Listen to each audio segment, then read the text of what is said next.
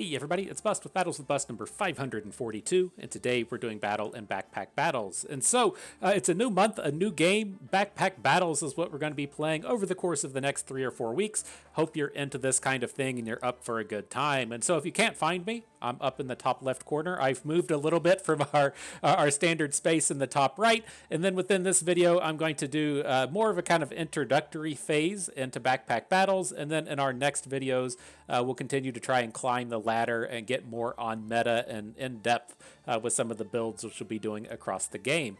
And so, much in the same vein as something like Teamfight Tactics or Hearthstone Battlegrounds, this is an auto battler. You're going to be assembling a team, assembling a deck, assembling an army, and then you're just going to set them forth, and then the game handles everything else. The game handles the remainder of the battle. But the big kind of namesake of Backpack Battles, with you will, is the backpack itself. And so while in Hearthstone, you have the cards that you're organizing left to the right. You attack left to right, or if you're looking at Teamfight Tactics, to where you're assembling units onto the 9x9 or 8x8 grid, whatever size it is.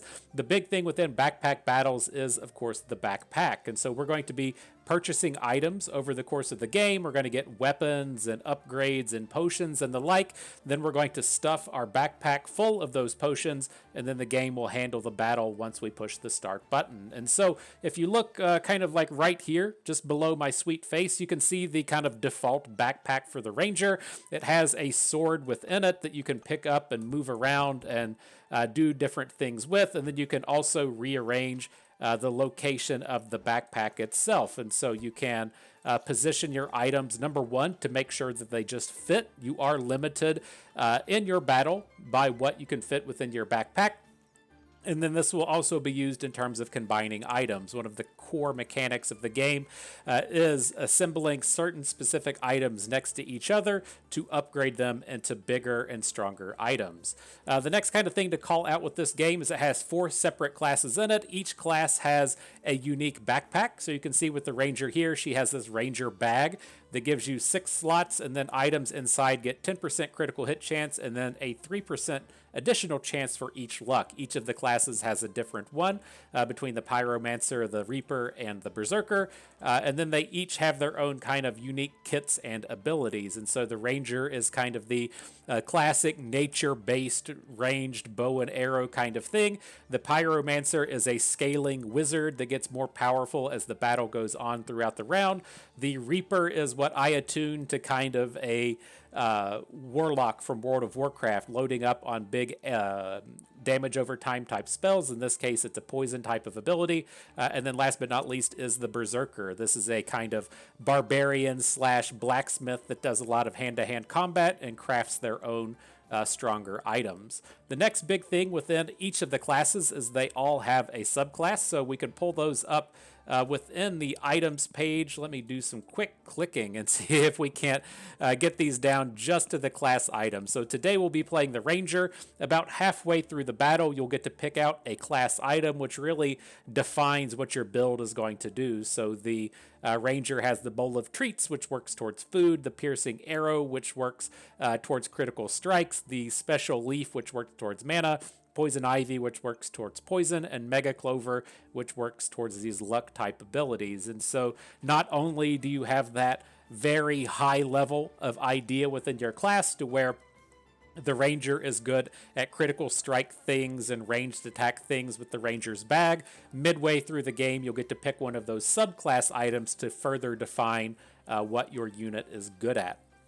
And so, with that out of the way, let's go ahead and kick off a game. We're going to play the Ranger today. I'm not going to dive towards any particular strategy. I'm really just trying to get your head wrapped around what this game is all about. And so, the shop is a big deal. This is where we're not only going to purchase items, this is what allows us to uniquely define what our unit is going to be able to do, but it's also to where we can come in and assemble the items within our backpack. And so, this is the kind of classic build stage throughout the course of any game, whether or not you're purchasing cards in Hearthstone, purchasing units in Teamfight Tactics, the same idea here applies. This is where we're purchasing the items that we're then going to put in our backpack. Now here, you do have the storage space down at the bottom. You're not required to completely fill out your backpack. You typically want to. There's not a ton of reasons to not fill out your backpack, but if you want to keep something in your backpack for another round, or you don't want to use it right now, then you have the space to keep it down there. And so within this space, I have, kind of a touch of what we're going to be doing here. I'm going to purchase this short bow. I'm going to purchase this clover, and that will show us the first upgrade that we can see here. Using 2 lucky clovers onto the short bow, we'll upgrade it into the Fortuna's Hope. You can see all of the recipes that you've generated up to this point on the game itself. These are all of the crafted recipes that are kind of tuned towards the Ranger class. You can see them for all of the classes. Each has their own kind of special build-around-y kind of thing. And so within the Ranger, these are what we've unlocked. There's some higher level ones that I haven't quite got the chance to unlock yet, but that is one of the kind of downsides to the game, is you're supposed to just go and discover what each of these things are. I prefer to just go and look them up on the internet. It's out there on some various wikis. And so with this in mind, let's go ahead and purchase some things. You did perhaps notice that over within the shop on the right, there were some items for sale. Those are typically almost always worth buying because they tend to just sell for the same price. And so we purchased this piggy bank for like 4. We could sell it for 2. In the early stages of the game here, if you're purchasing an item on sale, you tend to be able to just sell it for whatever you purchased it for.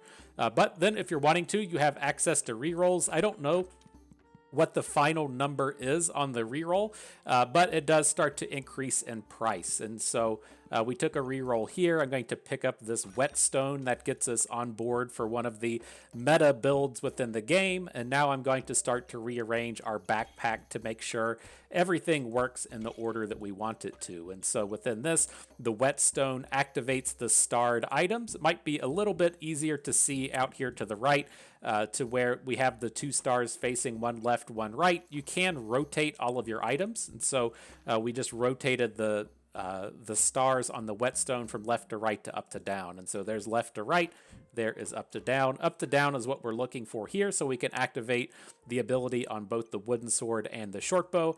And then this does put both of our attacking based items within the Ranger's bag, so they'll get that bonus critical hit chance.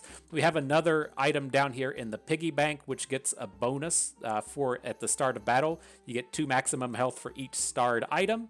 So we have 2 start of battle items here in the Lucky Clover. So we're getting kind of maximum value out of all of our units. One last thing to call out before we leave the shop is all of our attacking is done based on stamina. So you can see down here at the bottom, we currently have 5 stamina.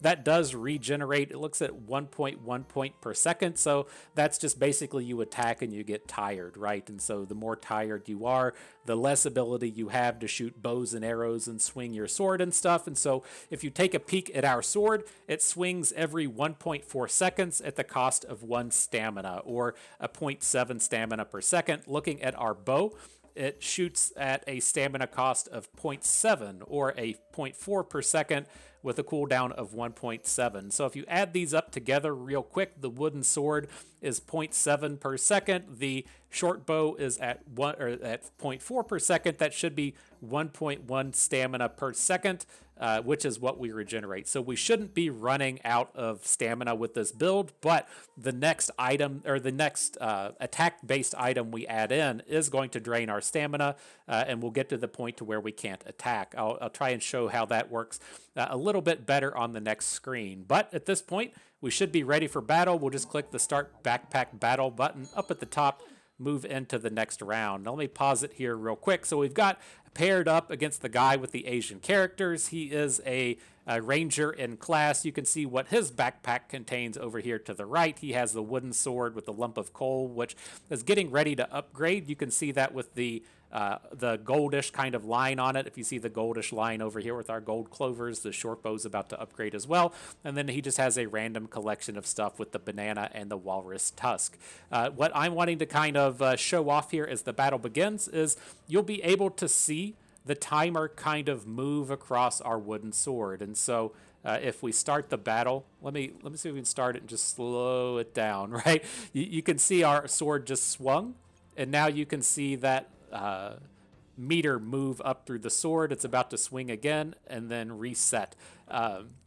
The way that the combats work within this is that is the the 1.4 second timer on our sword swinging down every 1.4 seconds.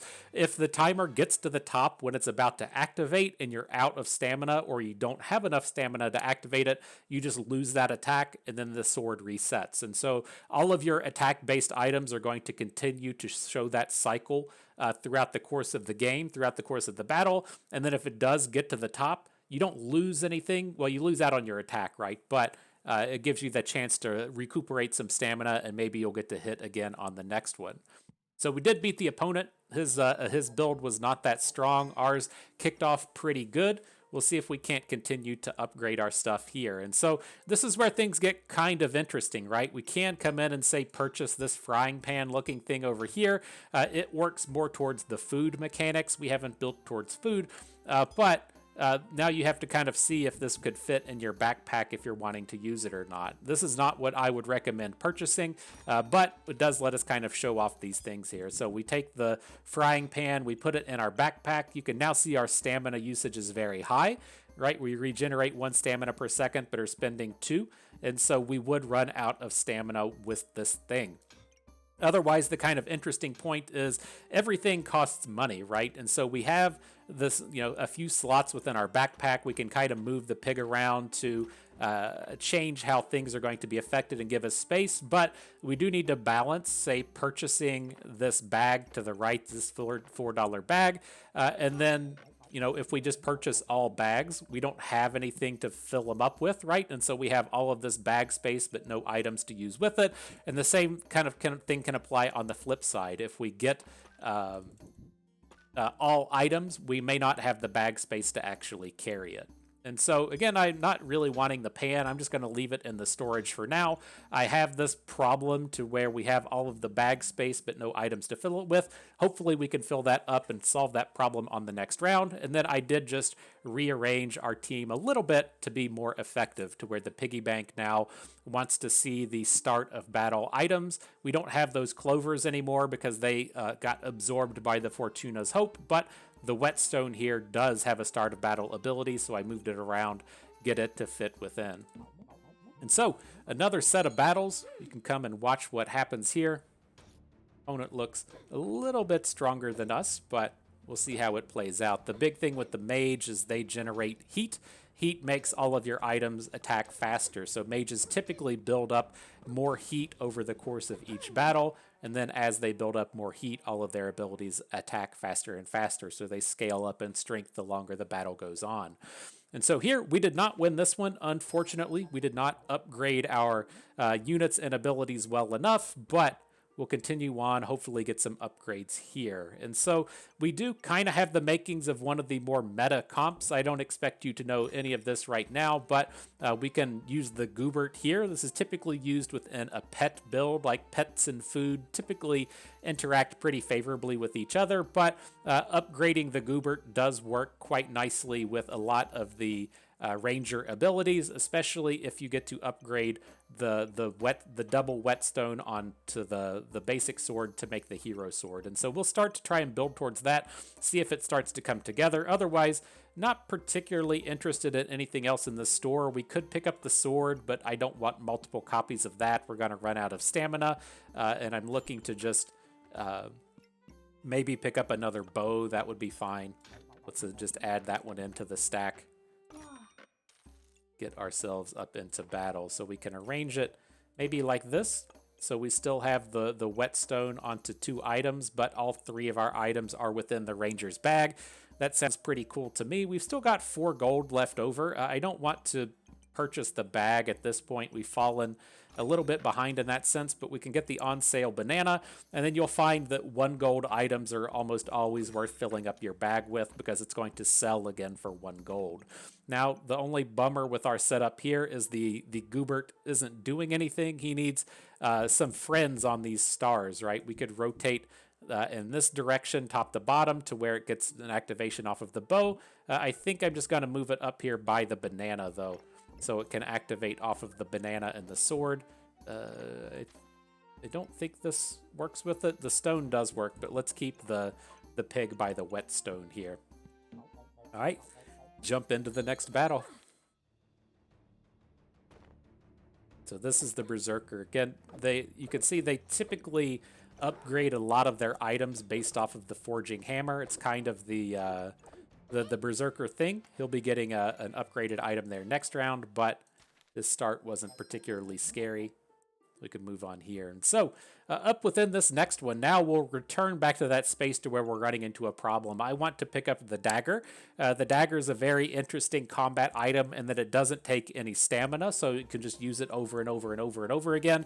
Doesn't drain our stamina, just comes out here and just does a consistent amount of damage. Happy enough to come in and pick that up, especially since it was on sale. It cost us 2. We can come over and sell it for 2 if we don't want it, but we don't have space in our bag to do too much more. The big thing we're looking for here is we would like another whetstone. That's really going to help pop off with the terms of our Goobert.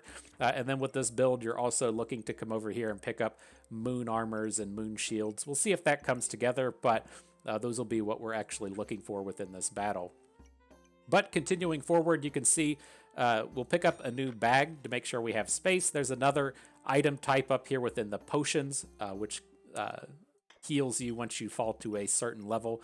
The card down here at the bottom, the customer card, makes your future shops even better. I think we'll pick that up. We'll put the knife in our bag. Let's move everything down a little bit so we can get the knife up here by the old Goobert. Jump on into battle. All right, the last of the classes up against... Did we fight against the Warlock thing earlier? I can't remember the actual name. I just called them Warlock, and so... They tend to get much stronger as the battles go on. They've collected a lot of spikes. Spikes are the thorns type of mechanic to where if you hit them with melee combat, you take extra damage, but bows are ranged attacks, so they don't take damage from thorns. Nice little bonus for us there. All right, so there is the mana orb. Could potentially look to move towards the mana style of abilities. The items in here are kind of, in the recipes, are kind of grouped by function. So down here at the bottom, we have the items that give bonuses off of mana. Up here at the top, we have the items that give bonus off of the dark ability. The vampire items do drains on attack. The stone items deal with armor. The Gooberts are a big pet mechanic.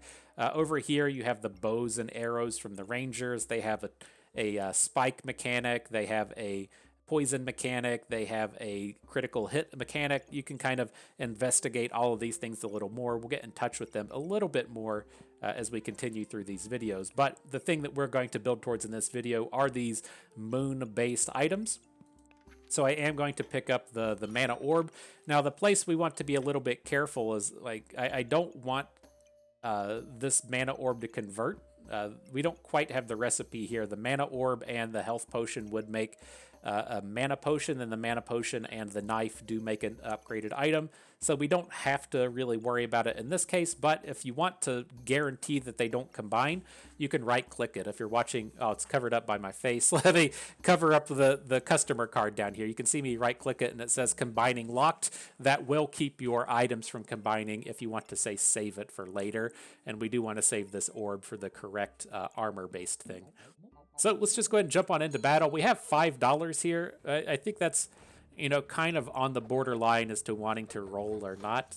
Things tend to cost kind of like 4 mana, but we're looking for armors at this point, and they all kind of cost like 10 to 12, and so I think hanging on to that mana here is just fine. All right, taking down another ranger. GG. So let's see what we can do here. Interesting stuff. These smaller bags give your items bonus attack speed, so that's something that we could use here. And then we do have the first shield pop up that we're looking for that's kind of on meta for what our comp does. And so I'm interested in picking up both things here, and I'm also kind of interested in picking up this dagger. Let's see if we can't make some of this work out a little bit better. And so I want to get both of our daggers within this attack speed backpack. We've unlocked that there. The the Shield of Valor we can't afford anymore. That's okay. We probably weren't going to get it on board because we don't quite have the backpack space to make it fit. And so we can just reserve it and it will still be here within the next round. There's no penalty for reserving things outside of you can't get an item in that space. So whenever the shop refreshes next turn, this space is just taken, and so we won't have a new item there. We can continue to roll through the shop if we want, and then the item will continue to stay reserved. So if you re-roll the shop, it should have 5 items, but with 1 reserved, you're only going to be seeing 4. So let's see how this goes. We're a little weak going into this next round. We had a big chunk of money. Opponent looks a little weak here as well, but they do have quite a bit of scaling, and so I worry that we're probably going to lose this one. You can see that heat on the opponent ramping up and up. Their attacks are going to start coming through faster and faster to where we just kind of poke through at the same rate the whole time. And so definitely a little bit behind against this Pyromancer, but we'll see if we can't pick up an upgrade or something here. And so with this board, I want to pick up the shield. We'll figure out a way to make this work. The poison can combine with these daggers, but it's not super important. I'm really using these daggers at this point just to activate the Goobert. And so I want to just kind of save the money and look for a bag if we can find it. And so no bags within here. The Acorn Collar is fine. It works with the crit mechanic, but we're, again, looking for bag space for the Shield of Valor and the Mana Orb, and then we really need to find another Whetstone to activate the Hero Sword. The Hero Sword can then activate with the Goobert, and the kind of concerning point at this stage is we need 2 turns to pull all of that off, right? We need 1 turn to upgrade the Hero Sword, 1 turn to turn the Hero Sword and Goobert into the Steel Goobert, and so I would like to get some of this up and running if we can. But all right, here's the bag. That's going to make life easier in terms of getting our shield up and running. And now there's the Holy Armor as well. And this is a bit of a kind of chicken and the egg problem, right? This is where the big combo strength of this build that we're trying to assemble comes in. This Goobert is going to generate armor if we can ever get it upgraded. The Shield of Valor gives you bonus armor whenever you get armor. And so there's a nice little synergy there.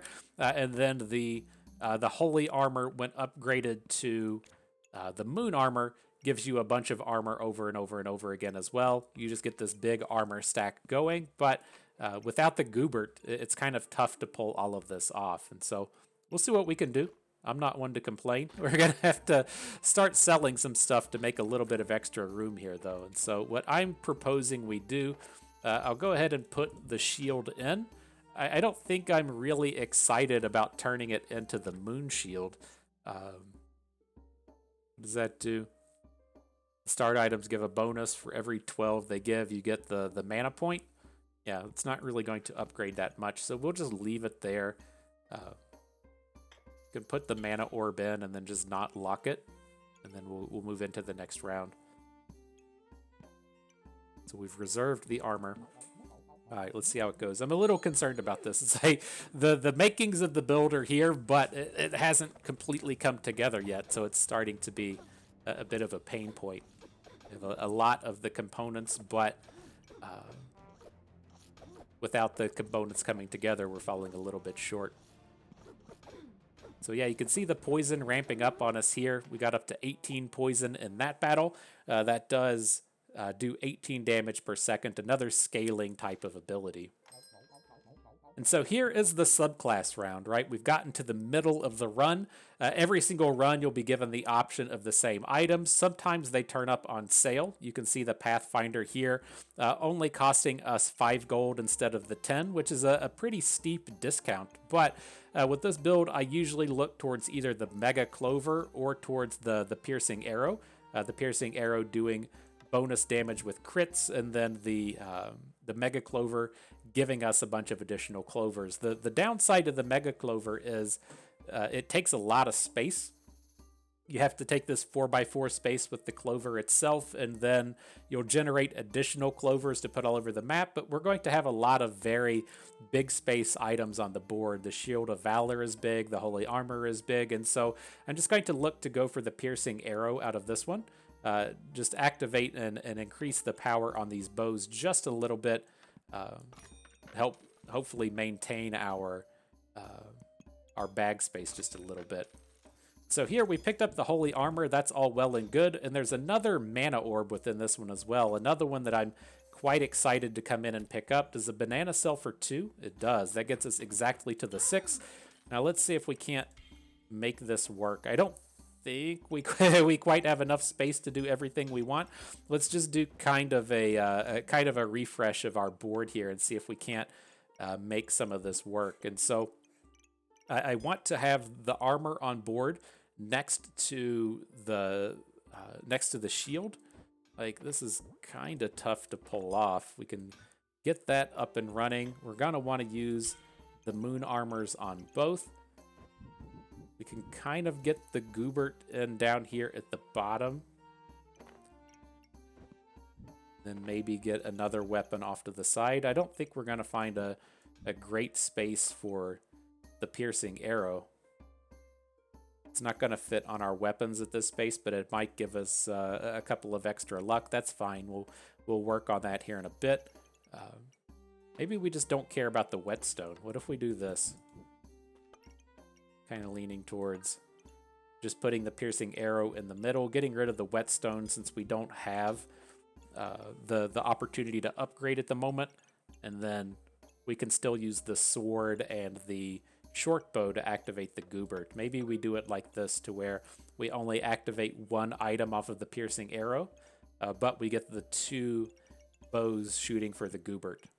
Sure, I'm on board. Let's jump into battle. And so we'll definitely get a bit of a power spike after this round as we upgrade both the shield and the armor. But again, without getting this upgraded Goobert, our longevity is really affected. It's kind of our scaling unit. And so without it popping up, I'm a bit concerned. I didn't mention the fatigue mechanic. This is what makes sure each round ends. After 15 seconds, you start taking scaling damage. So after 1 second, you take 1. After 2 seconds, you take 2. After 3 seconds, you take 3. It just ensures that every round ends. All right, let's see what we can do. We got our moon armors. That looks good. Just gotta find one of these whetstones. I don't want the potion belt. These other items aren't exactly exciting. We really need to be finishing off our comp here with this Goobert, and so I'm a bit concerned. Need a little bit more space. I'm fine with the bag. There's the whetstone, so we can finally get ourselves to being on point in terms of our comp. So let's do this. We got the 1 whetstone here. We've got an additional one here. That's going to make the hero sword. We can rearrange these daggers just a little bit, help us get some more damage. Let's start to pop off. Now, we've only got two hearts left, 2 tries left, and so we need to be pulling off one of these rounds for victory to hopefully activate all of our abilities, but we'll see if it comes together. It looks like we're getting ahead of the Berserker here, but their kind of core mechanic is the Battle Rage. Once they fall to like half health or something, they take a big chunk less damage and do a lot more damage back at you. And so their Battle Rage is over, but it amped them right back up to full health and everything. And so it's going to be coming right down to the end. Ooh, made our way through. Oof. I'll give it a breath noise. Okay. So here you can see now the steel Goobert is what we're looking to generate. It's going to be this guy. So after 5-star item activations, the diamond weapons within it get +2 damage and you gain 16 armor. And so we get the scaling damage with the +2 damage over and over and over again, and then we're going to get bonus armor off of the shield that we also have. And so starting to get that put together, that's kind of nice. We just came in, got a little bit more bag space. That's always good to have. The blood amulet onto the daggers isn't something I hate. It gives you extra damage on melee attacks, and so it doesn't fully fit in our comp, but it's not terrible. Probably just let that go. And so the interesting thing is if we want to pick up the additional holy armor to try and piece together just big, gigantic armor boost right at the beginning, and I'm not opposed to it. It works off of magic items. Is this guy magic? No, the Steel Goobert isn't. So it doesn't strike me as amazing, right? I'd kind of like to upgrade our short bow or pick up a different bow. I'd like to get something going with the piercing arrow a little bit better, but at the end of the day, I think I'm super excited about that. Let's at least move the arrow up here to the top. I think that's okay. And then, fine, I'm gonna do it. I'm gonna I'm gonna pick up the second armor here. So let's do another real quick rearrange and see if we can't get this in a bit of a better spot. Put it on top of the shield so it gets the extra the extra bonus there. And I was wanting to see if we couldn't get double bonuses off of our items like this. This is probably the way we want to activate, right? So if we just kind of rotate things this way. Did you see what we did there? We did have our bow horizontally, but we turned it up and down vertically so that it now gets access to the fanny pack. It's still giving the bonus to the Goobert. And then with the piercing arrow, this now includes both of our high impact bows. That's the green, or I'm sorry, the stars that you can see. I guess it's just hitting the one. There we go. Now it's hitting both with the stars, and then the greens activating on the bow itself, and then the moon shield. And so I think we're on board. That seems okay. We can still get this this dagger in. Let's jump to battle. If we can make it through this one round, like I know we have an additional health after this, but it'll certainly help once this Goobert is up and active. And then we'll also get to just rearrange our entire backpack again after that. And so it can be one of the kind of tedious moments within the game. This is a pretty good backpack for what we have here, but then we're going to rearrange and want to set up a different backpack, and so kind of a bummer there. All right, the Warlock got us, but we finally get access to our Steel Goobert. And so let's see how this plays out. And so we can upgrade to Corrupted Armor. I don't think that's where we want to go. I think we'll try and stick with better moon armors down here. So there's the corrupted gem that lets you potentially build that up. Maybe it's okay. Why not? Why not? Continuing on, there are these smaller bags. This one is a 1 square space. As you really progress on, it takes a lot of work to ensure you're getting maximum bag space out there, so that will certainly help. And then we can look to, I'm going to pick up the clover as well. I'd still like to upgrade this other short bow that we have to try and make that work. And so if you look at the Steel Goobert, it does have a little bit of a different profile. It still activates on the items left or right, but then it applies the weapon bonus to the units that are either above it or below it. And so we're going to look to be something a little bit more in line with having the Goobert in the middle. And so let's just do this. Like, we'll have to come back and see how much I've completely butchered what whatever space we have in the bags here, but something like this is going to be a little bit more appropriate. We can still fit our 2 good bows within the Ranger's bag down here at the bottom, something like this. Then we can have the Goobert in the middle, activating the diamonds onto our attacky weapons. I'll put the daggers above, so they get those bonus abilities as well. Now we're going to look to take one side and kind of load up with these other armor-based items. And so we can get the shield on the top of the Goobert. We can get the armor on the bottom. We're going to want to get this other bag to the left and load up like this. And so now you can see how it's starting to build up towards this Goobert, right? We're going to try and get our big late game composition focused in on this thing. It wasn't quite perfect. I want to have the things activating on the top and the bottom. Let me see here real quick.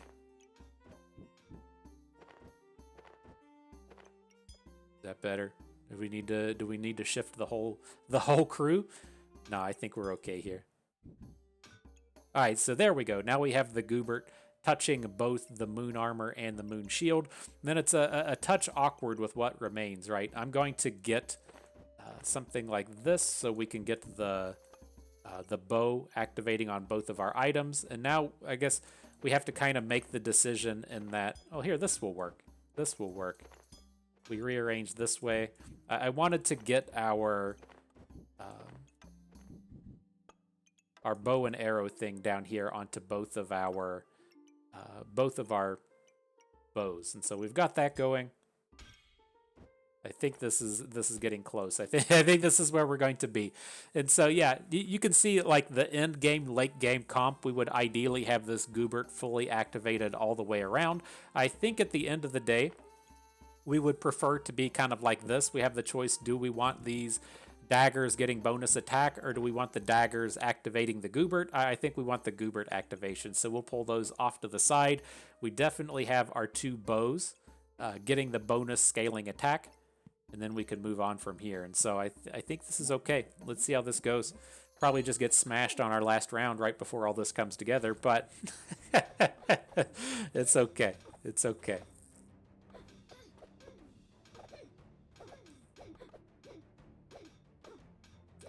Looks like we're holding up. You can start to see with our bows, it's up to 6.4 damage per second.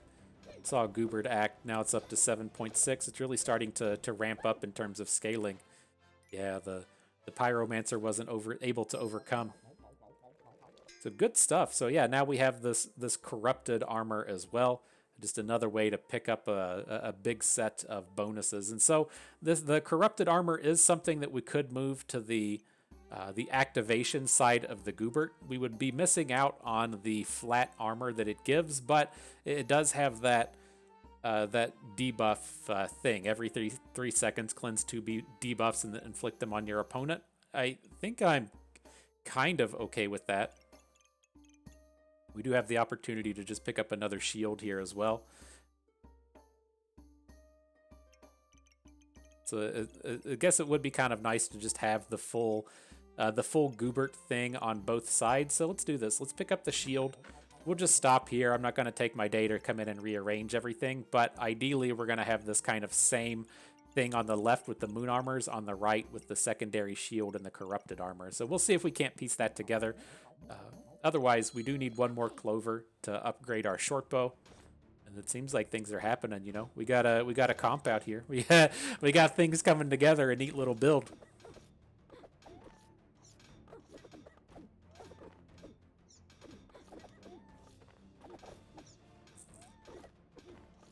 We're building up all this mana though, and don't really have anything to spend it on. It's one of the weaker points of what we're doing here. And yeah, the Berserker just popped off, took us down right at the end. And so that is going to be the end of the run. The last thing I was hoping we would get to but didn't quite come together today is what happens at the end. And so basically this is kind of level 1 of the game. You can kind of break it down into 3 stages, if you will. You have that first stage to where you're just building your backpack and getting to the subclass section. The second stage would be going from the subclass to the end of this chain of events, right? To where you collect either, what is that, 2, 4, 6, 8. You collect 10 trophies before you lose out your 5 tries. If you do manage to get the 10 trophies at the end, what happens is you have the option to either collect a flat rate of MMR, and so you may be able to say get plus 15 MMR, or you have the opportunity to extend the run for another 5 battles. If you win all 5 of those battles, instead of getting 15 MMR, you might get 30. But if you lose out early, you might only leave with like 2 or 3 or 4 instead of that 15 that you could have taken. And so it's a mechanic somewhat similar to, say, the Snap in Marvel Snap, is to where you say, okay, I think that I'm going to win this game. I think that my build, my comp is very good, so I'm going to press on for the higher rewards. But if something goes wrong, if someone else high rolled, if a piece I'm looking for is missing, whatever,